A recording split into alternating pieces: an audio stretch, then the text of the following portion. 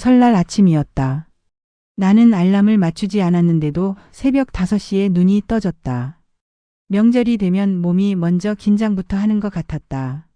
창밖은 아직 어두웠고 거실에는 TV 불빛만 희미하게 깜박였다. 남편은 이불을 뒤집어 쓴 채 자고 있었고 나는 조용히 일어나 양말부터 신었다. 바닥이 차가워서 발끝이 움찔했지만 이상하게 그 차가움이 익숙했다. 부엌으로 가는 길에 가족 사진이 걸린 벽을 스쳤고 나는 무의식적으로 고개를 돌렸다. 사진 속 나는 웃고 있었고 그 웃는 얼굴이 지금의 나와 너무 달라서 조금 불편했다. 부엌 문을 열자 기름 냄새가 먼저 들어왔다. 시어머니는 이미 앞치마를 두르고 계셨고 전용 팬이 달궈지는 소리가 방을 채우고 있었다. 일어났니? 시어머니의 목소리는 친절한 인사 같으면서도 어딘가 결론이 정해진 호출 같았다.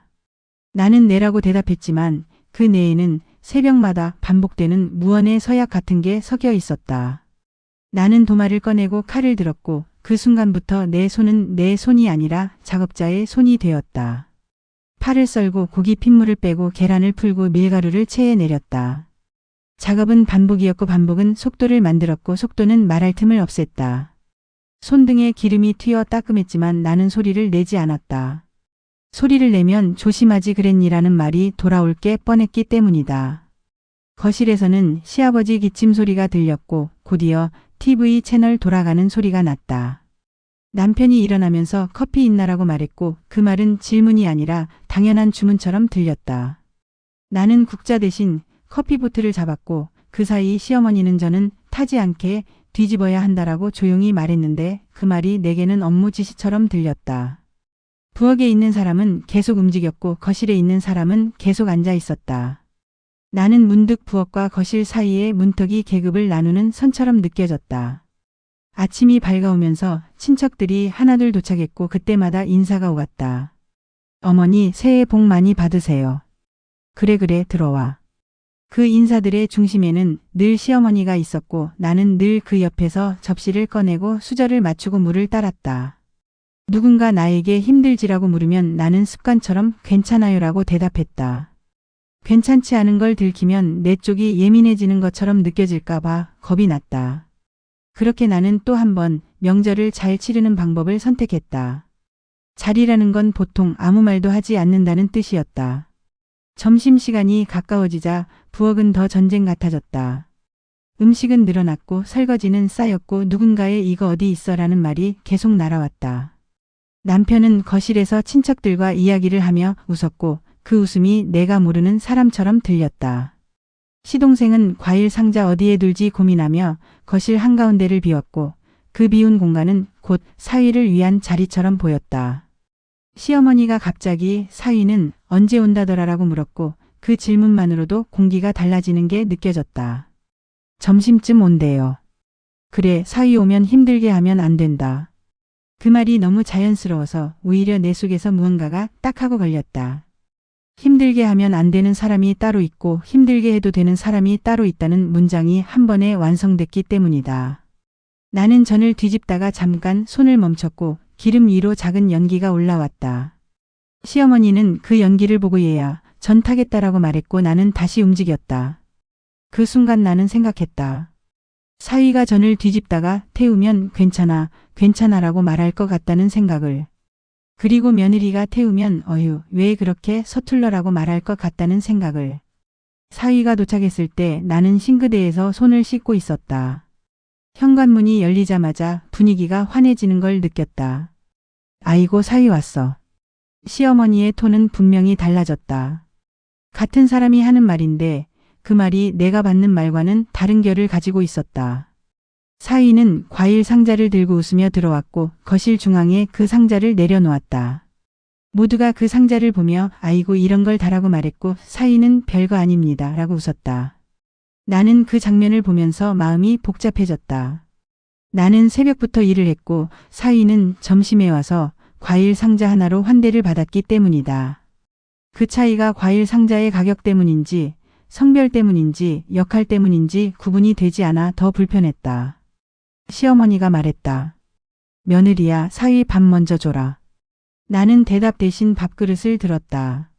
말을 하면 분위기가 깨질까봐 명절이 망가질까봐 나는 자동으로 움직였다. 사위는 형수님 고생 많으세요라고 말했다. 그 말은 친절했고 그래서 더 복잡했다. 친절이 구조를 바꾸지 못한다는 사실을 나는 이미 여러 번 경험했기 때문이다. 식탁이 차려졌고 남자들이 먼저 앉았다. 여자들은 끝까지 자리를 잡지 못했다. 국 좀 더. 물 좀. 이거 더 없나. 그 말들이 한꺼번에 들릴 때 나는 내가 사람인지 손인지 헷갈렸다. 내가 앉으려고 하면 누군가가 빈 그릇을 내밀었고 내가 수저를 들려고 하면 누군가가 다시 국을 찾았다. 그때 시동생이 웃으며 말했다. 형수는 진짜 부지런하다. 시아버지가 덧붙였다. 며느리는 그래야지. 그 말이 칭찬처럼 들리면서도 명령처럼 들렸다. 나는 웃지 못했고 웃지 못하는 내가 나쁜 사람이 되는 것 같아 더 괴로웠다. 시어머니가 요즘 젊은 애들은 이런 거 싫어한다더라라고 말하며 나를 힐끗 봤다. 그리고 이어서 말했다. 그래도 우리 집은 집안이 있지. 그 문장이 내 속 어딘가를 꾹 눌렀다. 집안이 있다는 말은 결국 여기에 질서를 거스르지 말라는 뜻으로 들렸기 때문이다. 나는 국자를 들고 있었다. 손목이 아팠고 허리가 뻐근했고 무엇보다 마음이 이상할 정도로 조용해졌다. 분노가 폭발하기 직전의 조용함이었다. 그때 나는 국자를 천천히 내려놓았다. 그리고 처음으로 내 목소리를 꺼냈다. 어머니. 내가 그 말을 하자 식탁이 잠깐 멈춘 것 같았다. TV 소리도 멀어진 느낌이었고 젓가락 부딪히는 소리도 잠깐 끊겼다. 시어머니가 나를 봤다. 왜? 그 한 글자에는 이미 방어가 들어 있었다. 나는 숨을 한 번 들이마셨다. 내가 이 말을 하면 돌아갈 수 없을 거라는 걸 알고 있었다. 그래도 말했다. 왜 며느리만 부엌에 있어야 해요? 남편이 내 쪽을 봤다. 그 눈빛에는 지금은 제발이라는 부탁이 담겨 있었다. 나는 그 부탁이 너무 익숙해서 이제는 화가 났다. 지금이 아니면 언제 말하냐는 질문이 목구멍까지 올라왔다. 시어머니는 웃었다. 웃었지만 웃음이 아니었다.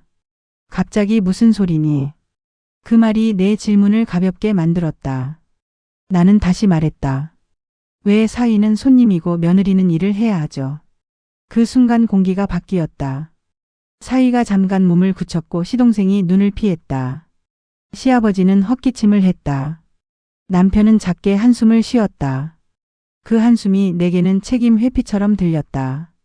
시어머니의 목소리가 낮아졌다. 너 하나 힘든 거 아니야. 그 말이 시작이라는 걸 나는 알았다. 그 다음에는 늘 나도 그렇게 살았다가 따라오기 때문이다. 그리고 정말로 따라왔다. 나도 평생 그렇게 살았어. 나는 고개를 끄덕이지 않았다. 그 말은 명분처럼 보였지만 사실은 다음 세대에게 고통을 넘기는 방식이었기 때문이다. 나는 조용히 말했다. 어머니가 힘들게 사셨다고 해서 저도 그렇게 살아야 해요. 시어머니 얼굴이 붉어졌다. 요즘 애들은 버릇이 없어. 그 말이 내 존재를 평가하는 문장처럼 들렸다. 내가 말한 건 구조였는데 돌아온 건 인성평가였다. 나는 그 지점이 가장 잔인하다고 생각했다.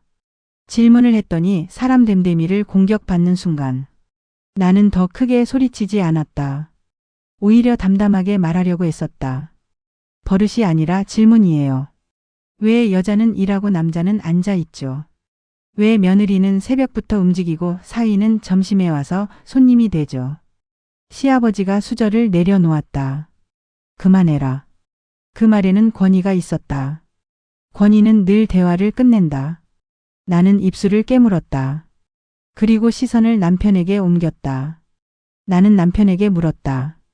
당신은 왜 한 번도 말 안 했어? 남편은 대답하지 못했다. 대답 대신 여보 지금은이라는 말을 꺼냈다. 그 지금은이 나를 미치게 했다. 지금이 아니면 또 언제냐는 말을 나는 삼켰다. 왜냐하면 그 말을 하는 순간 나는 명절 망친 사람이 될 게 뻔했기 때문이다. 나는 한 번 더 말했다. 저는 명절에 쉬러 오는 게 아니에요. 저는 일하러 오는 느낌이에요.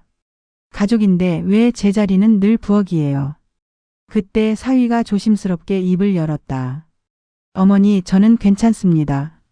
그 말은 좋은 말이었지만 상황을 해결하지 못했다. 괜찮다는 말로는 구조가 바뀌지 않기 때문이다. 시어머니는 사위를 보며 말했다. 사위는 가만히 있어. 그 한마디가 모든 걸 정리했다. 사위는 보호받고 며느리는 정리당하는 구조. 나는 그 구조를 처음으로 아주 선명하게 봤다. 나는 그날 처음으로 식탁에 앉았다. 허락받아서가 아니라 내가 선택해서. 자리에 앉는 게 이렇게 큰 결심이 될 줄은 몰랐다. 그 순간 나는 이상하게도 무서우면서도 시원했다. 마치 내가 나를 다시 찾는 느낌이었다.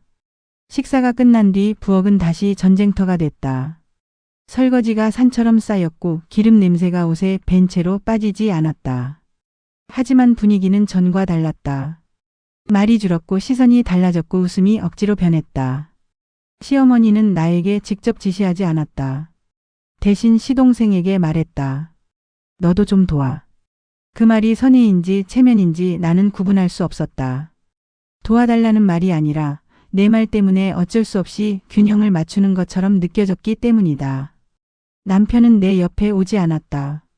거실에서 친척들과 이야기만 했고 내가 부엌에서 무슨 표정을 하고 있는지는 보지 않았다. 나는 그게 더 서러웠다. 내 편을 들지 않아도 좋으니 적어도 내 현실을 봐주기라도 했으면 했다.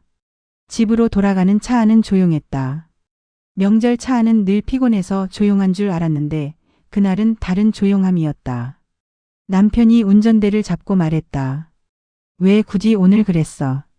그 말에는 왜 그 구조가 그런지가 아니라 왜 오늘 분위기를 깨냐가 담겨 있었다. 나는 창밖을 보며 대답했다. 오늘이니까. 오늘 아니면 또 언제야. 남편은 한숨을 쉬었다. 엄마도 힘들어서 그래.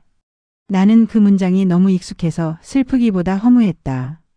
모든 문제를 어머니의 고생으로 덮는 방식은 결국 누군가의 고생을 계속 필요로 하기 때문이다. 나는 조용히 말했다. 나도 힘들어. 그런데 나는 왜 이해만 해야 해? 왜 나는 늘 참는 사람이야? 남편은 아무 말도 하지 못했다. 그 침묵이 더 큰 대답이었다. 남편은 상황을 해결하는 사람이 아니라 상황을 넘기는 사람이었다. 그날 나는 그것을 인정해야 했다. 집에 도착해 문을 닫자마자 나는 부엌으로 가지 않았다. 예전 같으면 자동으로 설거지를 했을 텐데 그날은 하지 않았다. 나는 거실에 앉았다. 내가 앉는다는 행위가 그날 하루의 연장처럼 느껴졌다. 남편이 말했다. 그럼 다음부터는 내가 좀 할게. 그 말은 늦었지만 그래도 의미가 있었다. 하지만 나는 알았다. 남편의 노력만으로는 바뀌지 않는 게 있다는 걸. 명절의 구조는 개인의 선의만으로는 안 바뀐다.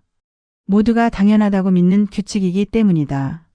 그날 밤 나는 잠이 오지 않았다. 내가 틀린 말을 한 것 같지는 않았다. 그런데도 마음이 편하지 않았다.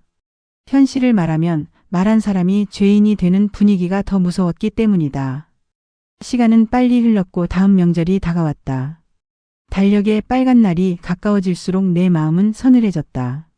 남편은 이번엔 내가 도울게라고 말했지만 나는 그 말만으로는 안심할 수 없었다. 왜냐하면 문제는 설거지의 양이 아니라 서열의 구조였기 때문이다. 시어머니에게서 전화가 왔다. 이번엔 일찍 와라. 나는 잠시 침묵했다. 그리고 조심스럽게 말했다. 어머니, 저는 이번엔 조금 늦게 갈게요. 전화기 넘어가 조용해졌다. 그 조용함 속에서 나는 시어머니의 표정이 상상됐다. 그리고 예상대로 목소리가 차가워졌다. 왜? 나는 말끝을 흐리지 않으려고 했다. 저도 쉬고 싶어서요. 명절이 저한테는 늘 노동이라서요. 시어머니는 요즘 애들은이라는 말을 꺼냈고 나는 그 말을 끝까지 듣지 않았다. 나는 말했다. 어머니, 저는 가족이 되고 싶어요. 일꾼이 아니라요. 그 말을 하고 전화를 끊고 나서 내 손이 떨렸다. 하지만 떨리는 손이 곧 용기라는 것도 알게 됐다. 명절 당일 나는 점심 무렵에 도착했다. 부엌은 이미 돌아가고 있었고 거실에는 남자들이 앉아 있었다. 나는 현관에서 신발을 벗으며 잠깐 멈칫했다. 예전 같으면 부엌으로 달려갔을 텐데 그날은 거실로 갔다. 그리고 말했다. 안녕하세요. 그 인사가 마치 선언처럼 들렸다. 시어머니가 나를 보며 표정을 관리했다. 친척들도 눈치를 봤다. 나는 부엌으로 가지 않았다. 대신 남편 옆에 앉았다. 그 자리에 앉는 게 내게는 너무 큰 행동이었다. 하지만 그 행동이 없으면 아무것도 바뀌지 않는다는 걸 나는 알았다. 잠시 후 시어머니가 말했다. 밥은 먹어야지. 나는 웃으며 말했다. 네, 어머니. 그리고 이어서 덧붙였다. 저도 앉아서 먹을게요. 그 말이 떨어지자 공기가 다시 바뀌었다. 그 바뀐 공기 속에서 이상하게도 나는 덜 무서웠다. 왜냐하면 이미 한 번 말했고 이미 한 번 앉았고 이미 한 번 돌아오지 않는 선을 넘었기 때문이다. 그날 부엌에는 남편이 들어갔다. 시동생도 따라 들어갔다. 사위도 잠깐 접시를 옮겼다. 완벽하지는 않았다. 어색했고 느렸고 여전히 누군가는 불편해했다. 하지만 불편함은 변화가 시작됐다는 신호이기도 했다. 명절은 하루였지만 그 하루는 한 해를 바꿨다. 내가 한 건 거창한 혁명이 아니었다. 그저 질문했고 앉았고 늦게 갔다. 그 작은 행동들이 내가 나를 지키는 방법이 됐다. 나는 이제 안다. 명절의 전통이라는 말 뒤에는 종종 누군가의 침묵이 숨어 있다는 걸. 그리고 그 침묵은 대개 가장 약한 사람의 몫이라는 걸. 그래서 나는 더 이상 그 몫을 당연하게 받지 않기로 했다.